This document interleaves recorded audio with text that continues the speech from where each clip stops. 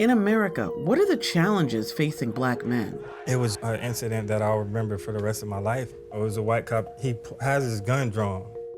All of us have been stopped or pulled over at some point by an officer. A teacher introduces young Black men to older Black men who face the same challenges. Rhodes Scholars on Local USA.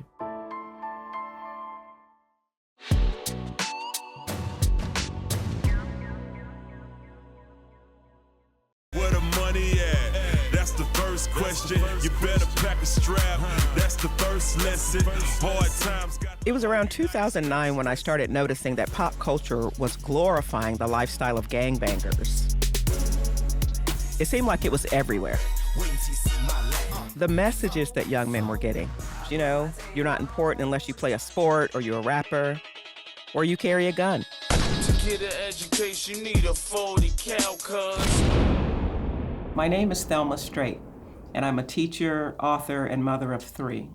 My own son had just turned 13, and I knew that the statistics were already stacked heavily against Black teenage boys. 1 in 3 African American males was expected to end up in prison in his lifetime. The leading cause of death among young Black men? Homicide. And the city I lived in at the time, Jacksonville, had the highest murder rate in Florida 10 years in a row. My own brother was shot and killed when he was just 16. I wanted to help the next generation of Black men walk a less treacherous path. I got an oral history grant and set out to find a diverse group of kids. Some lived in high-crime neighborhoods. Several had a parent in prison. All of them were at risk for peer pressure. Sometimes I pair you with somebody who I think might be able to teach you a particular lesson that I think you need to witness. Then, with parental consent, we hit the road, armed only with a tape recorder, and the hope that their lives might change.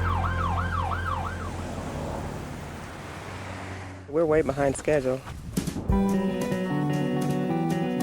A lot of the boys didn't have a father figure. You know, they had nobody to talk to about issues that they were facing. I chose Black men from all walks of life, all over the country. Some of the interviews were part of a StoryCorps initiative. The boys interviewed a Tuskegee Airman who'd been awarded the Congressional Medal of Honor, the first Black sheriff elected in Florida since Reconstruction, and a former Air Force hero turned civil rights pioneer. There wasn't very much that could frighten me until I crossed over into Mississippi. They talked with recovering addicts and former felons. How many times in your life have you ever been arrested? Oh, wow, man. I probably can't count the times. I robbed people, I shot people, I've gunned people down. Boom, boom, boom. I mean, dismembering people, losing limbs and stuff like that. That was some crazy stuff to hear back then. Finally talking to someone who had done stuff like that. We gon' flash it everywhere that we go, ice cold, but the chain still rocky road. Raymond was a student of mine. He had a lot of anger management issues. Cause she's exciting. I didn't tolerate a lot of crap from anyone here. Raymond had been arrested and put in an intervention program for first offenders. Let's get rid of all the fake people in our lives. Let's get rid of all the bull. He would blow up in class. I know he cussed at me and called me the B word. I was definitely angry for a long time. And you ugly. That's why I wanted him to interview Rodney. And I had became that monster, that beast. It sent me into prison for decades. It was an eye-opener for me. Raymond is now 30 years old. Talking to him just reaffirmed, I can't go to jail. I'm not built for jail. The kids who took part in the project are young men now, and they're wrestling with many of the same issues those older men once faced. I wanted to know whether the interviews had made any difference in their lives. 5 of them agreed to return to talk about the experience. Jameson was raised by a single mom. Growing up, I had a lot of friends die early. just out of my neighborhood. And the crazy thing about it is I kind of lived in the suburbs. The interview that most stuck out to me was the Alton Yates interview. I remember he said, "Some of our best minds are sitting in prison today." It affected man, damn, I better stand up as a black man and use my mind. I was doing an interview with a recovering drug addict. On which drugs have you done? Which ones haven't I done? You'll get a short answer. Everything. He reminded me of my grandfather. It's glorified within our community. Robert was at a vulnerable age, and at the time, studies showed that peer pressure discouraged black kids from doing well in school. You have people who look at you as if you're educated and you're not as black. Yeah, not as black to them. The idea that you were putting effort in to do well in school was considered an offense almost. That's my son, Franklin. Franklin used to say he didn't identify as black. It was always weird to me to have people who look like me tell me I'm not like them. But many of the kids felt like they didn't fit into a white world either. Philip lost his home during Hurricane Katrina and ended up at a predominantly white school. That's a different type of bullying. Tripping me while I'm walking through, throwing stuff at me, yeah, it was bad. Philip was nearly 7 feet tall and black, and he was being pushed towards an obvious career choice. Everywhere I go, you play basketball? So yeah, it was definitely pressure. And there was something else I was curious about. 14 years ago, the kids couldn't relate to the men's stories about racial violence. 2 of the men described being attacked by a mob of white supremacists. I ran over to the police officer, and I can remember what he told me. You better get out of here before they kill you. Now they're coming of age in an America that's turning back the clock. I was not political whatsoever. I honestly, back then, I could care less. It wasn't in the forefront of my mind, but now it's always there. It doesn't leave. I cannot care anymore because it can happen to me. The murder of George Floyd was a shock, but it wasn't a surprise to the black community. Still, I hadn't imagined that every single one of these young men had already had their own run-in with the police. It was an incident that I'll remember for the rest of my life. It was a white cop. He has his gun drawn. We weren't told what we did or anything. We were just in trouble for driving while black. It was the only incident where I ever got put in handcuffs. So I'm kind of like, know where this is going. They think this is a stolen vehicle. That particular police officer was just in that hatred mindset. It was almost like he had this evil presence on him where he just wanted to release it. It's not just like a regular person has a gun drawn on you, but this person that has a license to kill you and go home and sleep like nothing happened. You feel powerless. Kind of like you don't matter. Yeah, kind of like you don't matter. And you think like, am I gonna make it home today? So I thought, who better to advise them than the 2 men they'd interviewed 14 years ago, who knew the criminal justice system from the inside. At one time, Rodney Jones ruled the streets of his hometown. If it was selling crack, it was selling coke, it was selling weed, or was putting a pistol on somebody, I did that. Nat Glover ruled the streets of his city too, but on the opposite side of the law. I can guarantee you this, we're coming. I grew up in the bowels of poverty, living in a house that got holes in the floor. I sold drugs to change the dynamics of where I was. It's been 22 years since Rodney turned his life around. He got a degree in psychology, became president of his NAACP chapter, ran for city council, and now he's building affordable housing in his community. Nat Glover ran for sheriff in a state with a long history of racist violence. People said Nat Glover will never get elected in Jacksonville, Florida. My approval ratings, they got as high as 91%. Sheriff Glover, I don't ever want to be on the ballot against you. I reduced crime in the city just over 17%. That was a huge number. He did it by building trust in the community. We really need some help on this crime around here. Okay. So if you hear, I used to walk the neighborhoods. I wanted to make certain that the people knew that I was concerned about their neighborhood. But today, that trust in law enforcement is broken. All of us have been stopped or pulled over at some point by an officer. How do you approach situations that you have an officer abusing their position of power? We're gonna have to weed out the bad ones. Okay. Dang. We too often see the signs and we ignore them. Think about this. Law enforcement officers are the only people in our profession that can take a life through a unilateral decision that they make in an instant. Drop taser! Everyone. Prosecutors don't have that authority. Judges don't have that authority. No one else but police officers. I think it's going to boil down to more professional leadership, better training, and making certain we get the right person to become a police officer. What would the process be to find the right people to become officers? You got to get people who are going to be sensitive to diversity.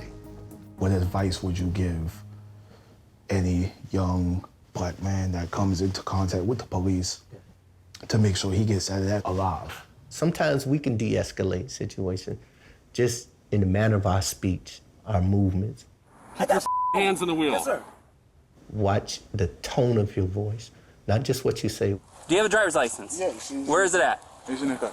You might see a video of a black man complying and still get killed. Do you comply till you die? No. Stop. Put your hands right in your chest. It's hard. I share that, but at the same time, I want you to make it home. If you make it home, we can deal with what comes after. Should black people truly trust white people? I got some friends who are great people, but I say walk carefully.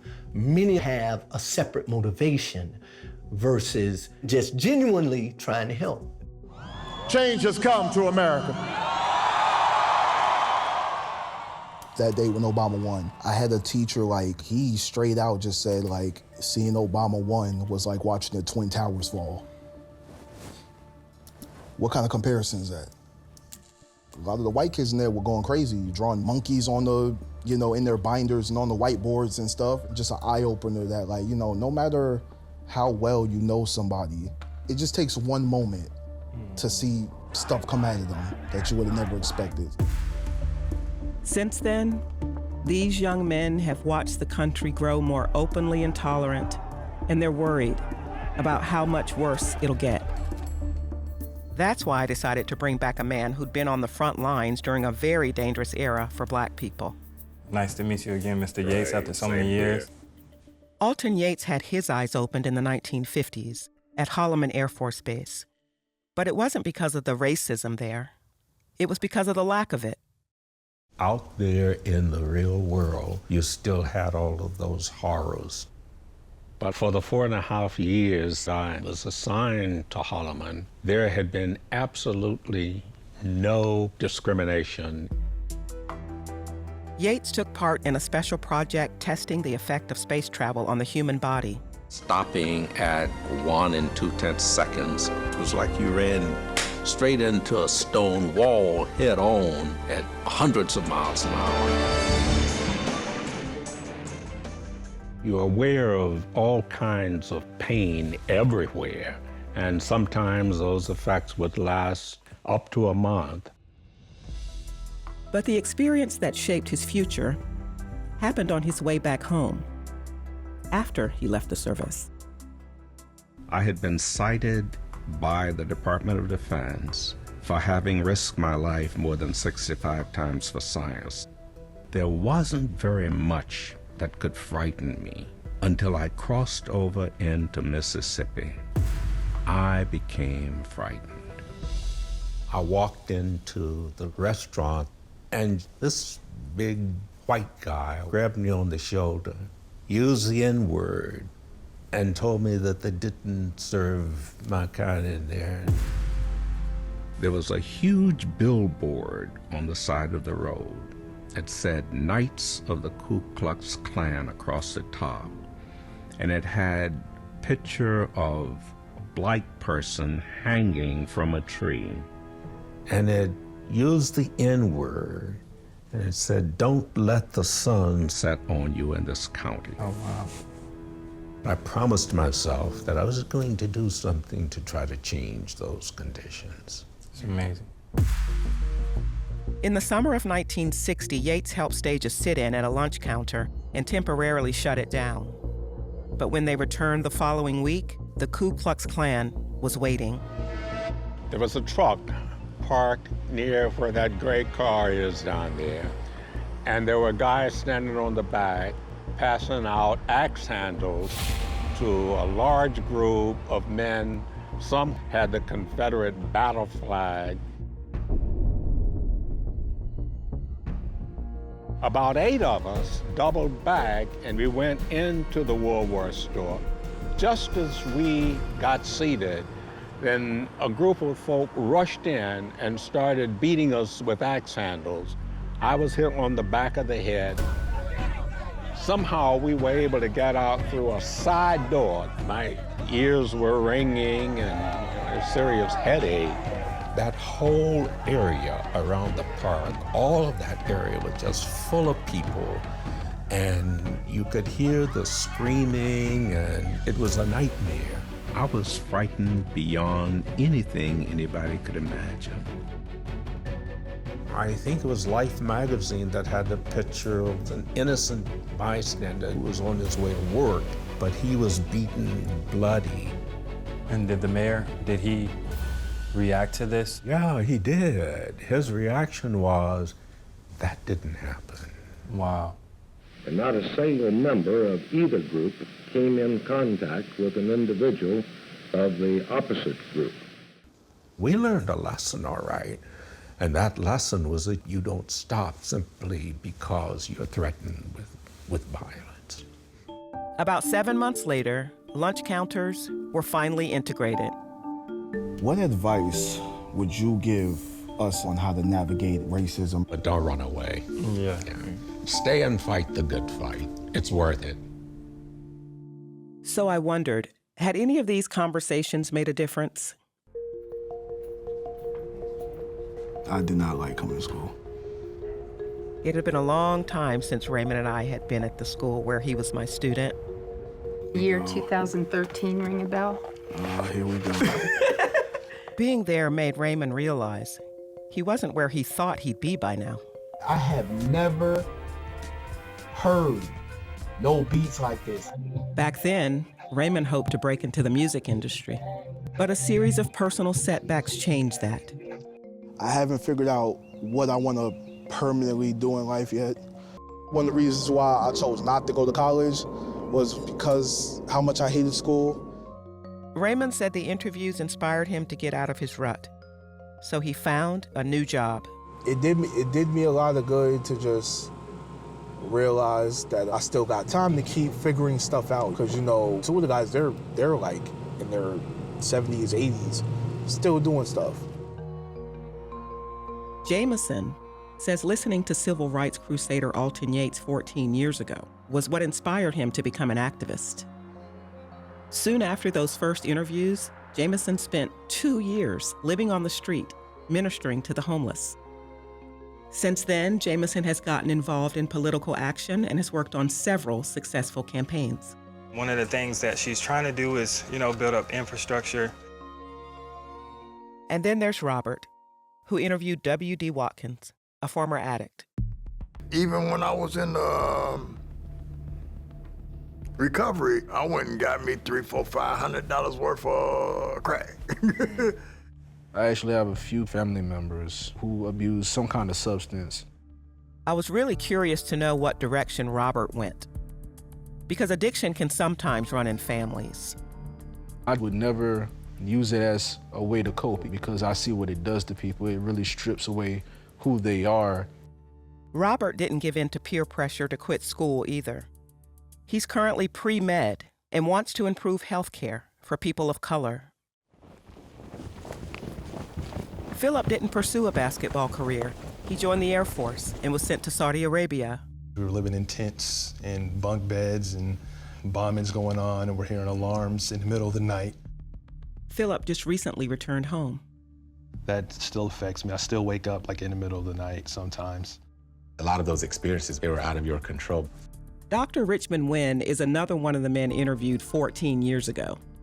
He's a former mental health counselor. So when you come out of that, I think readjusting and coming back to a place where you are in control of your life is important too. And then there's my son, Franklin. One day when he was in the 11th grade, he told me he couldn't feel the left side of his body. He was diagnosed with multiple sclerosis. It's a disease where your immune cells kind of tear apart the insulation on your nerves. I watched him come to grips with it. And then he just picked himself up. It's more of something that I deal with, not a part of like who I am.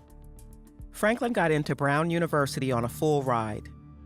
And he says he no longer sees himself as a lone wolf. I make it a definite goal of mine to socialize, to connect with people and have a tribe. Some of the boys who took part in the project 14 years ago didn't return for various reasons. But there are two of them whose stories I feel need to be told. Okay, you ready? My name's Jeremiah, and people tend to think certain people like me don't exist. When I started the project in 2009, there wasn't much support for Black LGBTQ teens. Jeremiah had experienced a lot of bullying. I'm not transgender.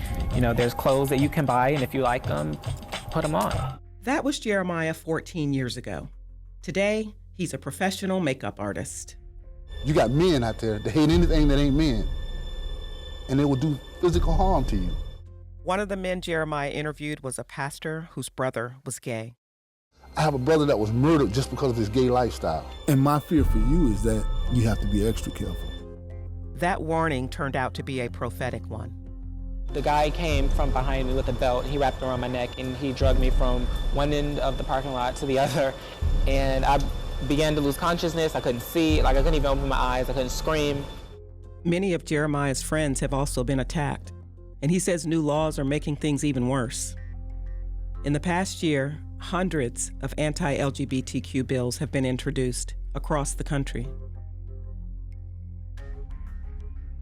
Clarence was another LGBTQ participant in the project. During an interview he and I did for StoryCorps, he talked about a crushing exchange he'd had with his father. He saw me and he was very disappointed because of the way I was dressed. I mean, he was like, "What do you got on?" And then he was like, "Don't make me hit you." Wow. Yeah. When you have people not validating you for who you are and what you say your truth is, that's devastating. When I went to track Clarence down again for this project, I was sad to hear that he'd been diagnosed HIV positive. According to his friends, Clarence didn't tell anyone how sick he was until it was too late. He was only 24 years old when he died. There's still lots and lots of shame around that, and so many people don't get tested. And if they do know their status and they are positive, they may not be engaged in routine care. Young as you are, I still want to ask the question, how would you like for people to remember you?